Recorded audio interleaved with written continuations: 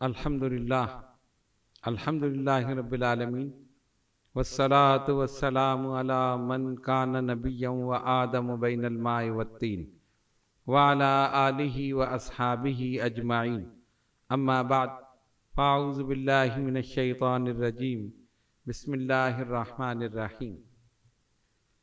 آج ہم آپ کے سامنے مجدد سلسلہ اشرفیہ ہم شبیہ غوث العظم اعلی حضرت سید شاہ علی حسین الاشرفی الجیلانی المعروف اشرفی میاں قدس سرہ کے حالات، واقعات، کرامات اور دین اسلام کے سلسلے میں آپ کی بے مثال خدمات بیان کریں گے۔ وما توفیقی الا باللہ العلی العظیم۔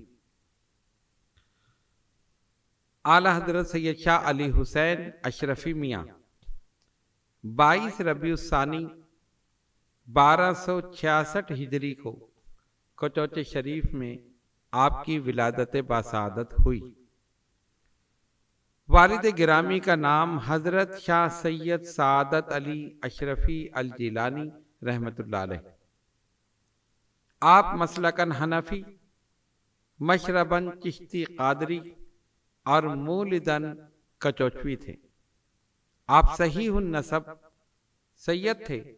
آپ کا سلسلہ نسب حضرت غوث العظم سیدنا شیخ عبد القادر جیلانی حسنی الحسینی رضی اللہ تعالیٰ عنہ سے ہوتا ہوا نبی پاک علیہ الصلوۃ والسلام تک پہنچتا ہے۔ تارک السلطنت محبوب یزدانی حضرت مخدوم سلطان سید اشرف جہانگیر سمنانی نور اللہ مرقدہ کے فرزند مانوی مخدوم الآفاق حضرت سید عبد الرزاق نور العین اشرفی الجیلانی کے بڑے صاحبزادے حضرت سید شاہ حسن اشرفی الجیلانی کی اولاد میں سے آپ ہیں۔ اسی لیے آپ کا خاندان سرکار کلاں کے لقب سے ملقب ہے۔ تعلیم و تربیت اس طرح شروع ہوئی کہ جب آپ کی عمر مبارک 4 سال 4 ماہ 4 دن ہوئی تو خاندانی روایات کے مطابق تسمیہ خوانی ہوئی اور تعلیم کا سلسلہ شروع ہوا۔ آپ نے بہت جلد کلام پاک ناظرہ مکمل کر لیا۔ فارسی کی ابتدائی کتب اس زمانے کے جید علماء سے پڑھی، جن میں مولوی امانت علی صاحب کا نام شامل ہے۔ دیگر کتابیں مولوی سلامت علی گورکھپوری اور مولوی قادر بخش کچوچوی سے پڑھی۔ اسی طرح درس نظامیہ کی تعلیم وقت کے جید علماء سے آپ نے حاصل کی۔ علم دین کی مکمل تعلیم حاصل کرنے کے بعد روحانیت کی جانب متوجہ ہوئے۔ آپ مادرزاد ولی تھے۔ کچھ ولی وہ ہوتے ہیں جو عبادت و ریاضت کر کے، مجاہدہ کر کے، تقوی و پرہیزگاری اختیار کر کے، چلہ کشی کر کے پھر ولایت کے کسی مقام پر پہنچتے ہیں، اور کچھ وہ ہوتے ہیں جو مادرزاد ولی ہوتے ہیں۔ اعلی حضرت سید شاہ علی حسین اشرفی الجیلانی رحمت اللہ تعالی علیہ مادرزاد ولی تھے۔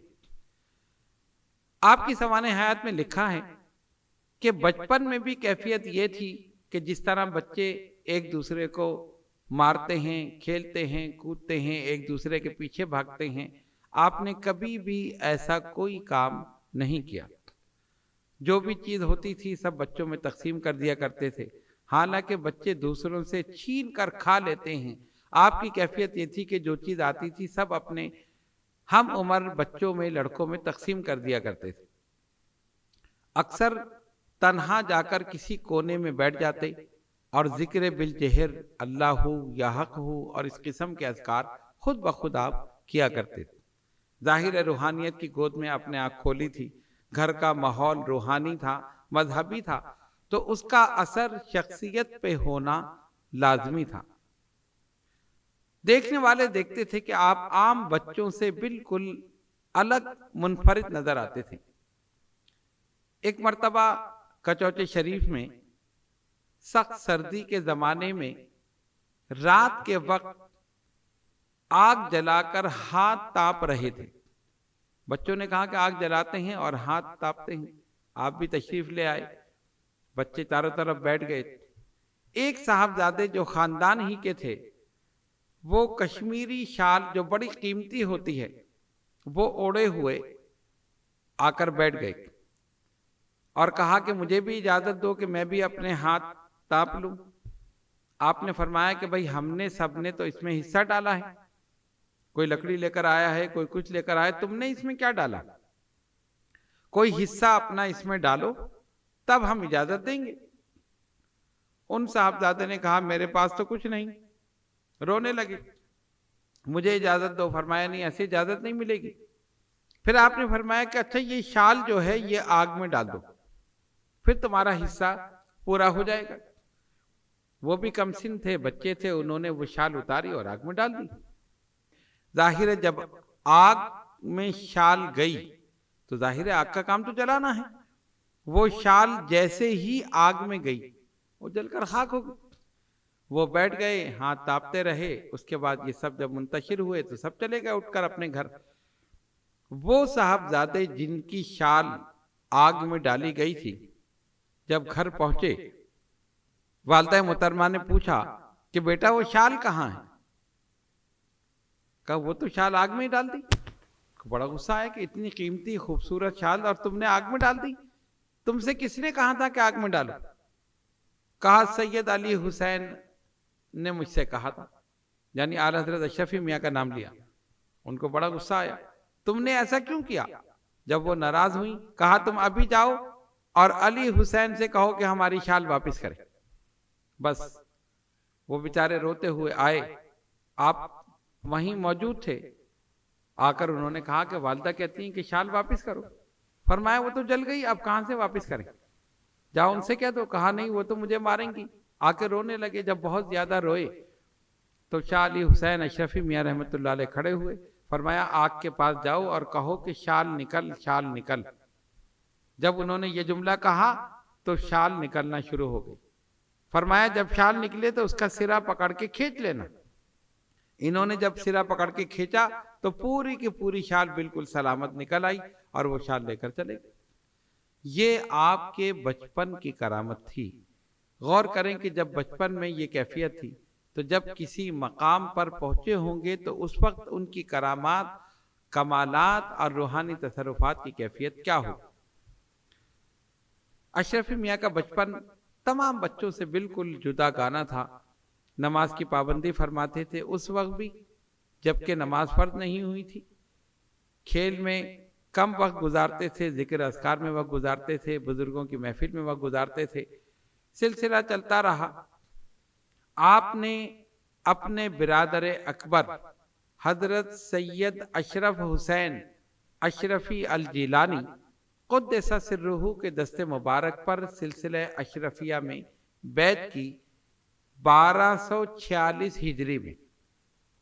یہ آپ کے برادر اکبر تھے اور انہوں نے آپ کو سلسلہ اشرفیہ اور دیگر سلاسل طریقت کی خلافت بھی عطا فرمائی۔ جب مسند خلافت پر اور مسند رشد و ہدایت پر رونق افروز ہوئے، اس وقت بھی آپ عبادت اور ریاضت، مجاہدہ، چلہ کشی فرما رہے تھے اور اس کے بعد بھی آپ نے سلسلہ جاری رکھا۔ 1 سال مکمل حضرت مخدوم سمنانی رحمت اللہ علیہ کے مزار مبارک پر آپ نے چلہ کشی کی اور اس دوران کسی سے کوئی ملاقات اور کوئی ربط، ضوابط، رسم و رواج، کوئی چیز ایسی آپ نے نہیں رکھی۔ مکمل 1 سال آپ نے چلہ کشی فرمائی حضرت مخدوم سمنانی کے مزار مبارک پر، جس کا نتیجہ یہ ہوا کہ جب اس چلہ کشی سے فارغ ہوئے تو جہانگیری آثار آپ کی شخصیت سے، آپ کی ذات سے ظاہر ہونا شروع ہو گئی۔ اور روایت میں آیا کہ وہ چلے جو تھے جو آپ نے کیے 1 سال تک، ترک حیوانات جلالی اور جمالی کے ساتھ کی۔ چلے کے دوران بہت کم مقدار میں غذا استعمال کرتے تھے، اکثر صرف فروٹ وغیرہ یہ کھاتے تھے۔ گوشت سے، ان تمام چیزوں سے آپ نے مکمل پرہیز کیا بہت قلیل مقدار میں نیند لیتے تھے، یعنی آرام بہت کم کرتے تھے، زیادہ سے زیادہ وقت عبادت میں، نوافل میں، تلاوت قرآن میں، اور جو بھی چلہ آپ کر رہے تھے اس میں آپ گزارتے تھے۔ اللہ تبارک و تعالیٰ نے آپ کو اس میں کامیابی عطا فرمائی، مخدوم سمنانی کی نگاہ کرم ہوئی، اور آپ کی ذات مبارکہ سے جہانگیری آثار ظاہر ہونا شروع ہو گئے۔ 1297 ہجری میں خانقاہ عالیہ حسنیہ اشرفیہ سرکار کلا کے سجادہ نشین منتخب ہوئے۔ آپ نے مسند رشد و ہدایت پر رونق افروز ہوتے ہی مریدین معتقدین کی تربیت کی۔ ایک طرف کچوچے شریف میں جو حضرات موجود تھے ان کی تربیت فرماتے تھے، اور اس کے بعد آپ نے سیاحت اور تبلیغ دین کو اپنا مشن بنایا، اور اپنے اسلاف کے نقش قدم پر چلتے ہوئے آپ نے سیاحت شروع کی۔ آپ جانتے ہیں کہ حضرت مخدوم سلطان سید اشرف جہانگیر سمنانی نور اللہ مرقدہ نے پوری زندگی سیاحت میں گزاری۔ انہوں نے 3 مرتبہ پوری دنیا کا چکر لگایا۔ انہی کے نقش قدم پر چلتے ہوئے اعلیٰ حضرت سید شاہ علی حسین اشرفی الجیلانی نور اللہ مرقدہ نے سیاحت کا آغاز کیا۔ آپ ہندوستان کے کونے کونے میں تشریف لے گئے، جہاں بھی پہنچتے تھے لوگ آپ کے گرویدہ ہو جاتے تھے۔ آپ کے چہرے مبارک پر نظر پڑتی تھی تو لوگ آپ کے گرویدہ ہو جاتے۔ اللہ تبارک و تعالی نے حسن ظاہری اور حسن باطنی آپ کو عطا فرمایا۔ آپ کا ایک لقب ہے ہم شبیہ غوث الاعظم، یعنی آپ کا چہرہ مبارک حضرت سیدنا غوث اعظم شیخ عبد القادر جیلانی حسنی الحسینی رضی اللہ تعالیٰ عنہ کے بالکل مشابہ تھا۔ اور وہ لوگ، وہ بزرگان دین جنہوں نے غوث پاک کی زیارت کی تھی اور اس کے بعد اشرفی میاں کی زیارت کی، انہوں نے برملا اس بات کا اعتراف کیا کہ اشرفی میاں بالکل غوث اعظم کی شبیہ رکھتے ہیں۔ ظاہر ہے بیٹا باپ کی شبیہ ہوتا ہے، آپ غوث اعظم کی اولاد تھے، ان کی شبیہ نہ ہوتے تو پھر کس کی شبیہ ہوتی؟ یہی وجہ تھی کہ آپ کی شخصیت میں ایسی کشش تھی اور چہرہ مبارک پر ایسا نور تھا کہ جو بھی آپ کو دیکھتا تھا وہی آپ کا گرویدہ ہو جاتا۔ حضرت مولانا شبیر احمد دہلوی رحمت اللہ علیہ فرماتے ہیں کہ ایک مرتبہ دہلی میں وہابیوں اور سنیوں میں ایک مناظرہ ہوا۔ اعلیٰ حضرت سید شاہ علی حسین اشرفی الجیلانی نور اللہ مرقدہ اس وقت اس علاقے میں تشریف فرما تھے۔ علماء نے عرض کی حضور مناظرہ تو ہم کر لیں گے، لیکن ہم چاہتے ہیں کہ آپ جب یہاں رونق افروز ہیں تو اس محفل کی، جو محفل مناظرہ ہو رہا ہے، اس محفل کی صدارت آپ فرمائیں۔ آپ نے قبول کر لیا۔ مولانا شبیر احمد دہلوی رحمت اللہ علیہ فرماتے ہیں کہ اشرفی میاں تاج اشرفیہ انہوں نے سر پہ رکھا، جبہ مبارک پہنا، عصا ہاتھ میں لیا، سمنانی جاہ و جلال کے ساتھ اس محفل مناظرہ میں یا اس جلسے میں تشریف لے گئے۔ دونوں طرف اسٹیج لگے ہوئے تھے، ایک طرف سنیوں کا تھا، دوسری طرف وہابیوں کا تھا، ادھر بھی علماء تھے ادھر بھی علماء تھے، پبلک کا ایک جمع غفیر تھا۔ آپ کے لیے کرسی رکھی گئی۔ جس وقت آپ جا کر وہاں رونق افروز ہوئے، مجمع پکار اٹھا کہ جس طرف ایسے نورانی چہرے والے ہیں وہی لوگ حق پر ہیں۔ یہاں تو مناظرے کی ضرورت ہی نہیں، چہرہ مبارک دیکھ کر ہی پبلک نے فیصلہ کر دیا یہی حق پر ہیں۔ یہ تھا ان کی کرامت، ان کے روحانی تصرفات اور ان کے چہرے کی روحانیت کہ جو بھی دیکھتا تھا وہ ان کا گرویدہ ہو جاتا تھا۔ مسند رشد و ہدایت پر رونق افروز ہونے کے بعد ایک کام تو آپ نے یہ کیا کہ سیاحت اور تبلیغ دین کو اپنا مشن بنایا۔ مختلف مقامات پر شہروں میں تشریف لے جاتے تھے، لوگوں کو فیض پہنچاتے تھے، روحانی علاج بھی کرتے تھے، اور ہزاروں لوگوں نے آپ کے دست مبارک پر اسلام قبول کیا۔ بے شمار مسلمان ایسے تھے جنہوں نے آپ کی شخصیت کو دیکھ کر آپ کی محفل میں بیٹھ کر آپ کے چہرے مبارک کی زیارت کر کے راہ ہدایت حاصل کی۔ وقت کے جید علماء نے آپ کے دست مبارک پر بیعت کی اور آپ سے خلافت حاصل کی۔ حضرت علامہ مفتی احمد یار خان نعیمی اشرفی رحمۃ اللہ علیہ آپ کے مرید اور خلیفہ، حافظ ملت حضرت مولانا حبیب الرحمان صاحب اشرفی رحمۃ اللہ علیہ آپ کے مرید اور خلیفہ، حضرت علامہ غلام جیلانی میرٹھی رحمۃ اللہ علیہ جو منطق میں اور دیگر علوم میں ایک بلند مقام رکھتے تھے، آپ کے مرید اور خلیفہ، حضرت مولانا غلام بھیک نیرنگ اپنے زمانے کے ایک جید عالم اور اہل علم میں ایک بڑا مقام رکھتے تھے، آپ کے مرید اور خلیفہ، قطب ربانی حضرت ابو مخدوم شاہ سید محمد طاہر اشرف الاشرفی الجیلانی قدس سرہ آپ کے مرید اور خلیفہ۔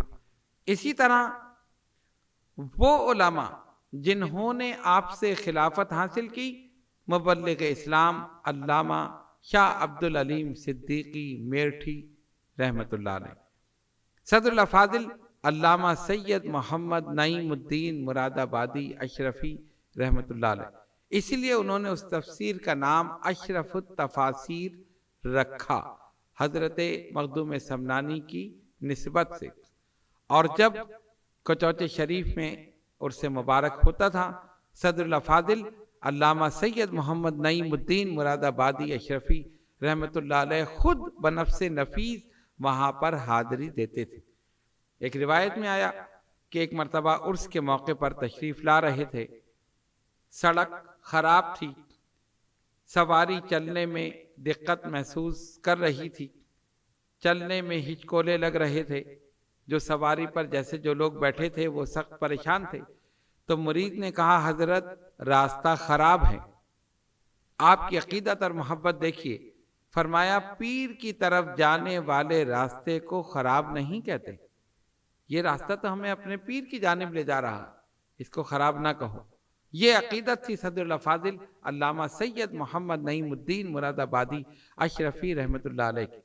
اسی طرح قطب مدینہ علامہ ضیاء الدین مدنی اشرفی رحمۃ اللہ علیہ نے بھی آپ سے خلافت حاصل کی، اور اشرفی میاں رحمۃ اللہ علیہ نے سلسلہ محمدیہ منوریہ کی خلافت قطب مدینہ علامہ ضیاء الدین مدنی رحمۃ اللہ علیہ کو دی، اور یہی خلافت انہوں نے آگے اپنے خلفاء کو بھی دی۔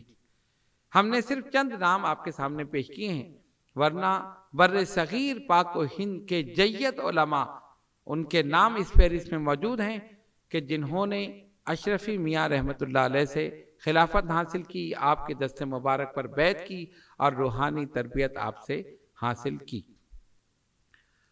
حضرت شاہ علی حسین اشرفی میاں رحمۃ اللہ علیہ کا ایک کارنامہ جامع اشرفیہ مبارک پور کا قیام ہے۔ آپ کی شخصیت ایسی تھی کہ علم اور روحانیت کا ایک مرکز اور منبع تھے۔ جہاں آپ روحانی تربیت فرماتے تھے، وہیں آپ کو یہ فکر بھی دامنگیر ہوئی کہ عوام اہل سنت کے لیے ایک شاندار مدرسہ بھی قائم کیا جائے۔ چنانچہ اعلیٰ حضرت اشرفی میاں رحمۃ اللہ علیہ نے مبارک پور میں جامع اشرفیہ کے نام سے ایک عظیم الشان مدرسہ قائم کیا، اپنے دست مبارک سے اس کی بنیاد رکھی، اور اپنے مرید اور خلیفہ حافظ ملت حضرت مولانا حبیب الرحمان صاحب اشرفی رحمۃ اللہ علیہ کو وہاں صدر مدرس محتمم مقرر کیا۔ اسی طرح دیگر علماء جو آپ کے مرید اور خلیفہ تھے، مدرس تھے، جید عالم تھے، ان سب کو آپ نے مقرر کیا، اور ہر سال جب جامع اشرفیہ مبارک پور کا جلسہ ہوتا تھا، آپ خود تشریف لے جاتے تھے، اور آپ کے ساتھ آپ کے نواسے محدث اعظم ہند علامہ سید محمد محدث کچوچوی نور اللہ مرقدہ وہ بھی وہاں تشریف لے جاتے۔ اور جس وقت اس مدرسے کا آئین بن رہا تھا تو محدث اعظم ہند نے لکھا، ہر دور میں اس مدرسے جامع اشرفیہ مبارک پور کا جو نگراں ہوگا، جو سرپرست ہوگا، یعنی سرپرست اعلیٰ جو ہوگا، وہ درگاہ کچوچا شریف کا سجادہ نشین ہو۔ کچھ لوگ ایسے بھی تھے کہ جو مشائخ کچوچا سے بغض رکھتے تھے، انہوں نے حضرت محدث اعظم ہند کی بارگاہ میں یہ عرض کی، حضرت آپ نے تو آئین میں یہ بات لکھ دی کہ ہر دور میں کچوچے شریف کا سجادہ نشین اس مبارک پور کا جامع اشرفیہ کا سرپرست اعلیٰ ہوگا۔ اگر کبھی ایسا ہوا کہ خانوادہ اشرفیہ میں کوئی عالم نہ ہوا تو غیر عالم اس عظیم الشان درس گاہ کا، دارالعلوم کا، جامع کا سرپرست کیسے ہوگا؟ ان کا منشا یہ تھا، ان کی مرضی یہ تھی کہ یہ نہ لکھا جائے کہ کچوچے شریف کا سجادہ نشین یہاں کا سرپرست ہوگا۔ محدث اعظم ہند جو صاحب فہم و فراست تھے، اپنی دور بین نگاہوں سے دیکھ رہے تھے اور اس کے سوال کو سمجھ بھی رہے تھے، اسی وقت محدث اعظم ہند نے باراب لہجے میں فرمایا، فقیر نے جو کچھ لکھ دیا یہ اپنی جگہ درست ہے، اگر کبھی ایسا ہوا کہ خانوادہ اشرفیہ میں کوئی عالم نہ ہوا تو قیامت آ جائے گی۔ یہ کہہ کر آپ نے اسے خاموش کر دیا۔ گویا آپ یہ بتانا چاہتے تھے کہ انشاءاللہ کبھی ایسا نہیں ہوگا کہ خانوادہ اشرفیہ میں کوئی عالم نہ ہو۔ الحمدللہ خود حضرت مخدوم سمنانی عالم باعمل تھے، صوفی باصفا تھے، حافظ قرآن تھے اور حافظ سبع قرات تھے۔ یہ تمام چیزیں آپ کی ذات میں موجود تھیں۔ آپ کے خلفاء، آپ کے مریدین، آپ کے متقدین اور آپ کی اولاد میں الحمدللہ یہ سلسلہ چلا آ رہا ہے۔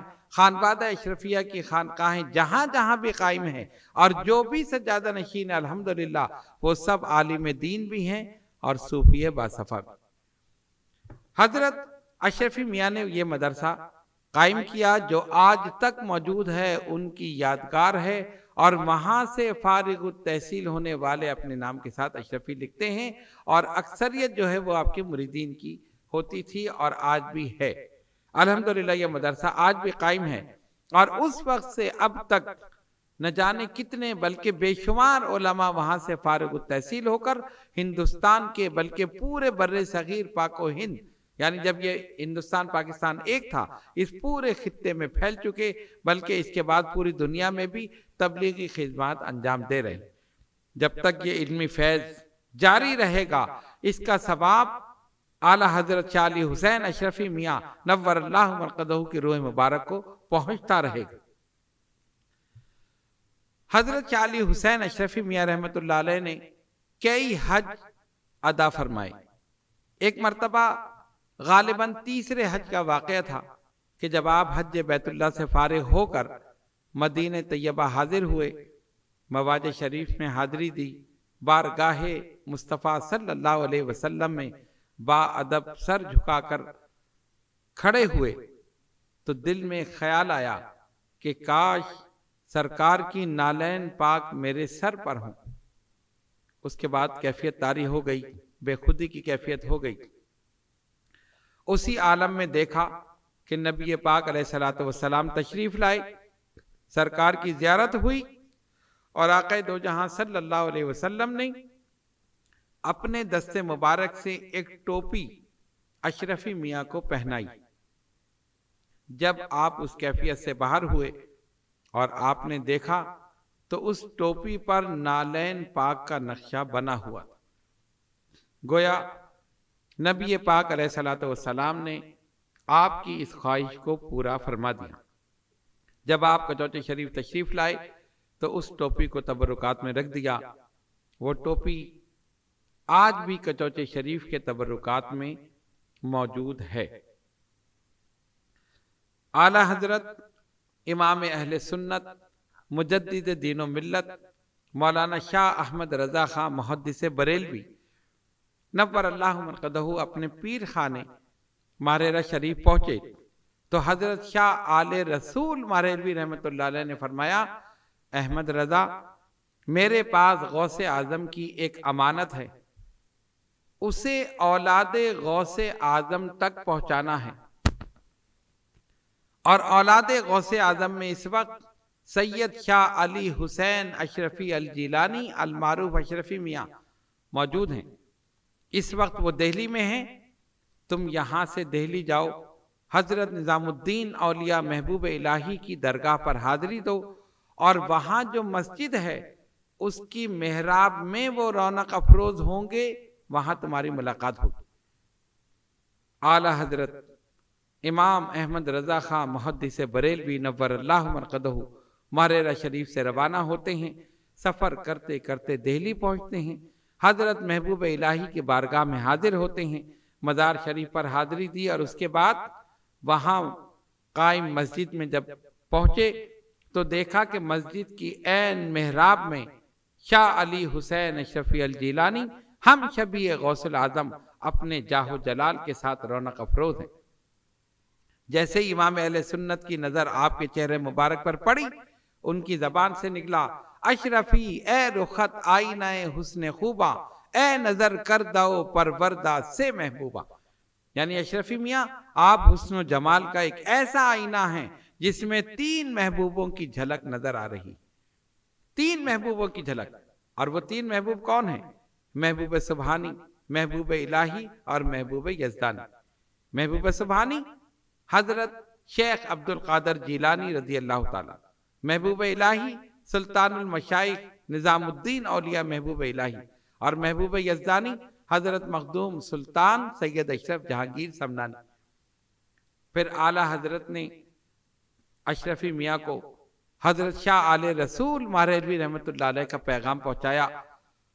اس پیغام کے ملتے ہی آپ دہلی سے روانہ ہوئے، مہریرہ شریف پہنچے، اور حضرت شاہ آل رسول مہریلوی رحمۃ اللہ علیہ نے آپ کو سلسلہ قادریہ کی خلافت عطا فرمائی، اور ہمارے بزرگوں نے بتایا اور مستند روایات کے مطابق اشرفی میاں رحمۃ اللہ علیہ کو خلافت دینے کے بعد حضرت شاہ آل رسول مہریلوی نے پھر کسی کو خلافت نہیں دی، گویا آپ ان کے خاتم الخلفاء کہلائے۔ اسی طرح دیگر مقامات سے حضرت شاہ علی حسین اشرفی میاں نور اللہ مرقدہ کو اجازت اور خلافت تھی۔ روحانی نعمتیں آپ نے مختلف بزرگوں سے حاصل کی، اور اس کے بعد وہ نعمتیں آگے پہنچائیں۔ آپ زیادہ تر وقت عبادت اور ریاضت میں گزارتے تھے، مریدین کی تربیت کے لیے بھی وقت تھا، مریضوں کے لیے بھی وقت تھا، تبلیغ دین کے لیے نکلتے تھے تو سیاحت فرماتے تھے، کئی ماہ اپنے گھر سے دور رہ کر تبلیغ دین آپ فرمایا کرتے تھے۔ اعلی حضرت شاہ علی حسین اشرفی الجیلانی کی ذات سے بے شمار کرامات کا ظہور ہوا۔ ایک شخص تھا جو وجد کی کیفیت کا قائل نہیں تھا۔ آپ دیکھتے ہیں کہ اکثر محفل سما میں لوگوں پر ایک کیفیت طاری ہو جاتی ہے، بہت سے بے خود ہو جاتے ہیں، کوئی بے ہوش ہو جاتا ہے، مختلف کیفیات اپنے طور پر ہوتی ہیں۔ اس نے کہا نہیں، یہ سب ڈھونگ ہے، یہ کچھ نہیں۔ آپ تک یہ بات پہنچی، محفل سما ہوئی، وہ صاحب بھی حاضر ہوئے، اشرفی میاں نے ان کو پکڑ کر اپنے سینے سے لگایا اور اس کے بعد چھوڑ دیا۔ کچھ دیر کے بعد ان پر کیفیت طاری ہو گئی۔ جو لوگوں کی کیفیات کا مذاق اڑاتا تھا اس پر خود کیفیت طاری ہو گئی اور بے خود ہو گیا۔ کافی دیر تک اسی کیفیت میں رہا، اور جب وہ کیفیت دور ہوئی تو اس نے پھر آپ کی بارگاہ میں حاضر ہو کر معافی طلب کی۔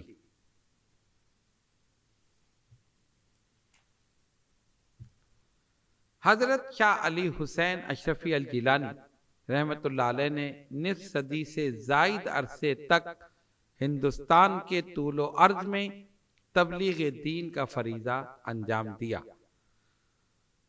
سفر آخرت کی تیاری آپ نے اس طرح فرمائی کہ آپ کا وصال ہوا 1355 ہجری میں۔ بیمار ہوئے، کمزوری ہو گئی، اٹھنا بیٹھنا مشکل ہو گیا، لیکن کیفیت یہ تھی کہ جب نماز کا وقت آتا تھا تو ایسا محسوس ہوتا تھا کہ آپ کے جسم میں پھر طاقت آ گئی، اور فوراً نماز کے لیے آپ کھڑے ہو جاتے تھے۔ قبر مبارک تیار کرنے کا حکم دیا۔ میرے بھائی کی قبر کے پاس میری قبر بنانا، لیکن ایک اور قبر بھی وہاں موجود تھی۔